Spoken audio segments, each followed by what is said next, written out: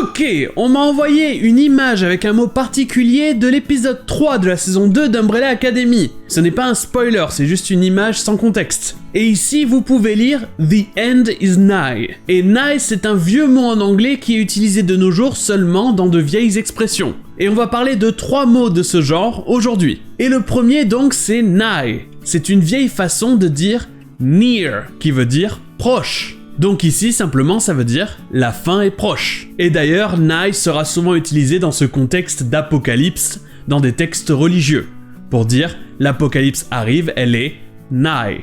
Et d'ailleurs, dans la même idée, « nigh » voulait aussi dire « presque ». But there's no ship that can match the Interceptor for speed. I've heard of one. It's supposed to be very fast, nigh uncatchable. The Black Pearl. Et le deuxième mot dont on va parler qui ressemble beaucoup, c'est « not ». Et tout comme « nigh », vous le verrez principalement dans de vieilles expressions qui font littéraire, comme par exemple « it's all for naught », ce qui veut dire « tout ça pour rien », ou alors « en vain ». Mais c'est aussi grâce à ça qu'on a eu le mot « naughty ». À la base, ça voulait dire « bon à rien », comme « not », et puis c'est devenu un mot pour dire « vilain ».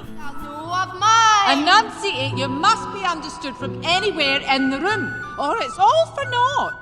This is all for naught. I heard that. From the top. Et enfin, parlons du mot « tis ».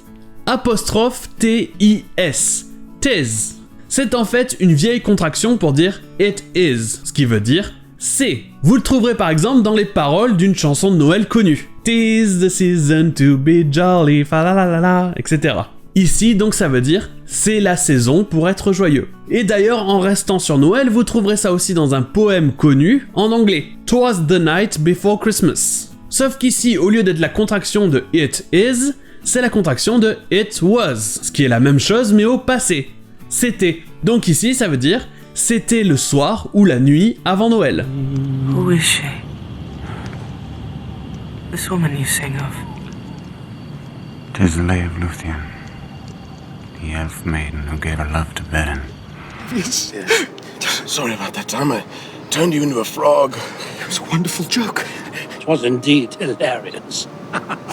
Et voilà pour ces vieux mots, et sur ce je vous dis, à demain.